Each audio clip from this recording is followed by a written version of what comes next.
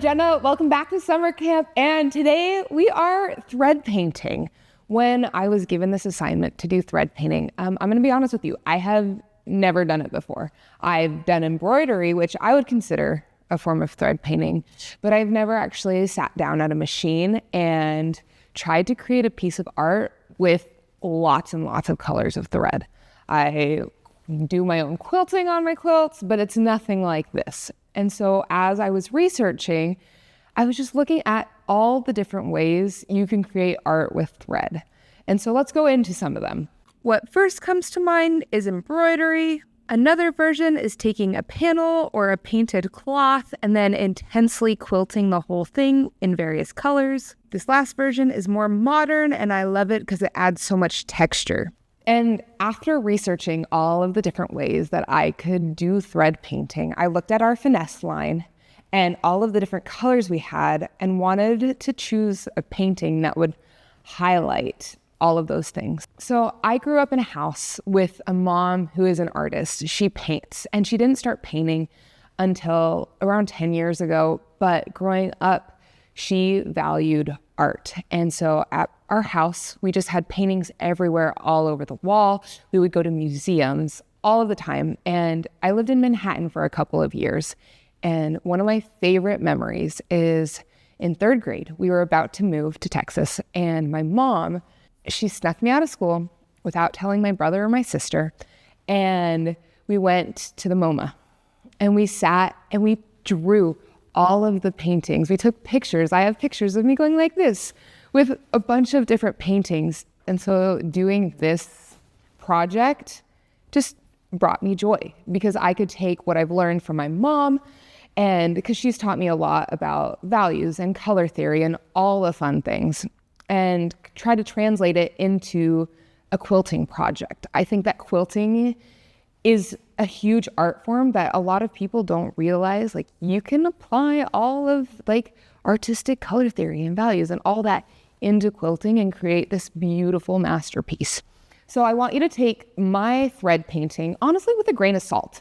Because it's the first time I've done it, it's not going to be perfect. And you're going to see that it's not perfect, and that's okay. But I want you to take parts of it and see if any of them inspire you. So as I was researching, summer camp's theme is Olympics, right? I found this painting and I just fell in love with its colors, with everything that was going on, the play on values. I love that there's no straight lines. And then I did a little more research into this artist, Leroy Neiman. He was hired in 1972 as the official painter of the Olympics. But I fell in love with his work and decided I wanted to recreate this photo, but in quilting and thread form. So let's talk about how to do thread painting from the beginning. So one thing that makes really good art is looking at colors and values. Values are a spectrum of dark to light. And when you look at something in black and white, you can see how there's a darker value right here. The darker value plays a shadow on her leg right here. Leroy used a darker value color for the top of her leg. He used a lighter value on the top of her knee to show a little bit of light that was bouncing off. So when you're looking to do a thread painting, especially inspired by someone else's painting, you want to look at the values. So I'm going to take this photo, and what I'm going to do is I'm just going to mark out the shapes of the different values that I'm seeing. So I see on her leg, there's a little shape right here. I see one right here.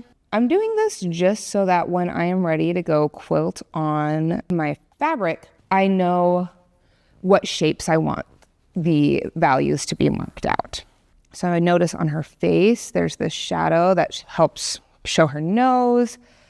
You have a lot of darker values under her chin right here, just to show shadowing.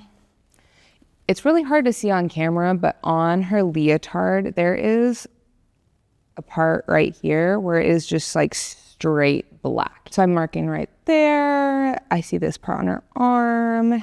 And then I like the beam. And so on the beam, you got a little bit right here. It's kind of harder to see in this camera, but I can see it well right here. Now what we have to do is we got to choose what colors we want. So we're going to play a little game, all of us together. I want you to just look at this thread line first and see if you can pick out the lighter and darker values. And we're going to separate them into piles. I'm going to do it while you're doing it in your head. And I want to start with the lighter values.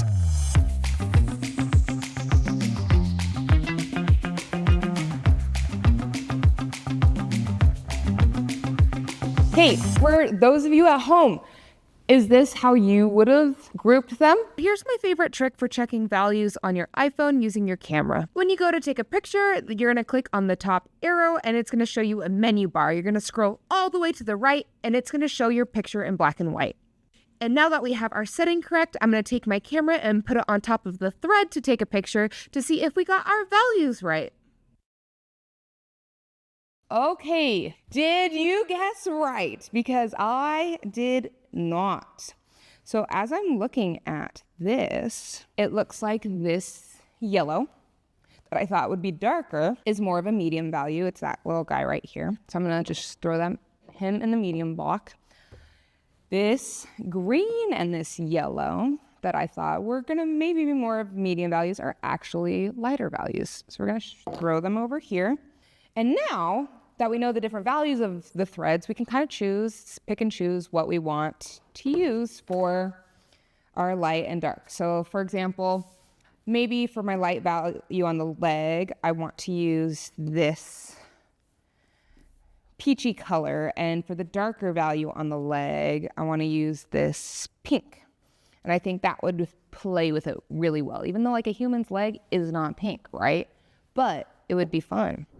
Now that we've kind of picked our design, we've marked out our values, we've picked some thread, we're going to draw it out on fabric. I've already drawn out 3 sections of this. What I went ahead and did is I took my paper and I was like, oh, it's this big. Let's make it this big on the fabric. So I took my painting that I was going off of, I marked it out in a grid, folded it into fourths. So I looked at this section and I drew it. And we just gotta draw this last section right here. So I'm just gonna come right here and I'm just gonna kind of mark where the end of her leotard is, right there. I'm gonna draw the general shape. Got this guy right here, the beam.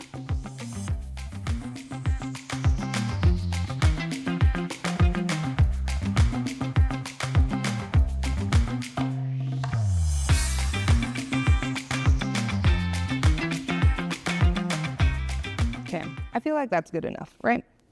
So we got the general shape of her, and now what I want to do is, with the values we marked, have fun with it and just mark her up based off her values. So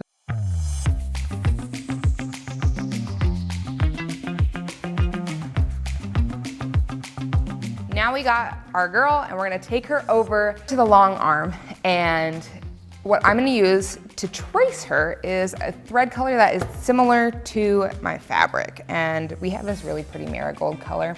They're very similar colors. And so I'm gonna take her over to the long arm and we're gonna trace her.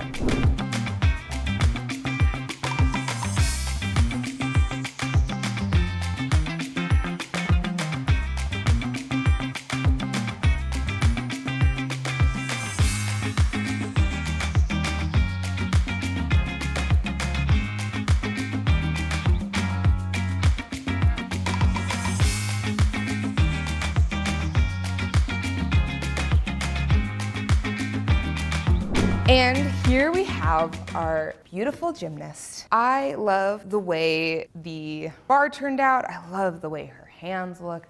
I love the way her legs, her chest, the playing on the values with the different colors we chose for her chest, just to show dimension. Her face, her hair. I love the pink and blue in her hair that add just like a little something fun to show the part.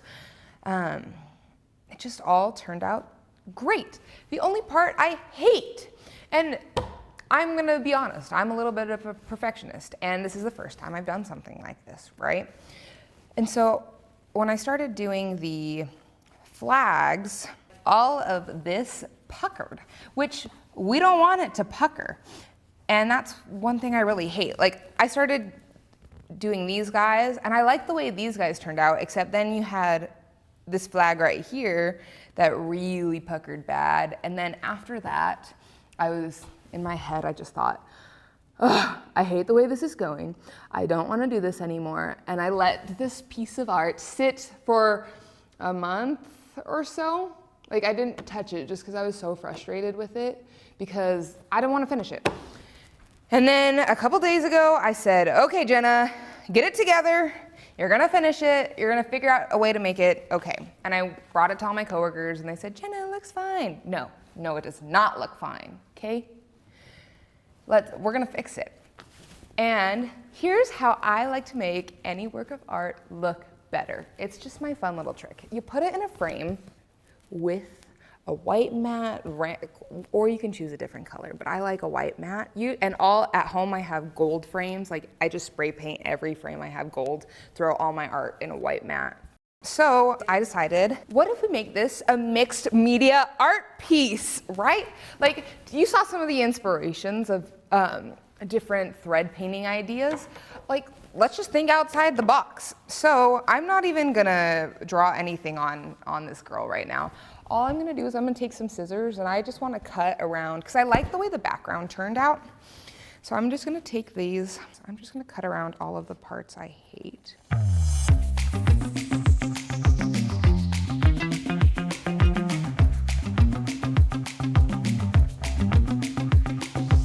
See, this is why mistakes are okay. Like, it's how the chocolate chip cookie was invented, okay?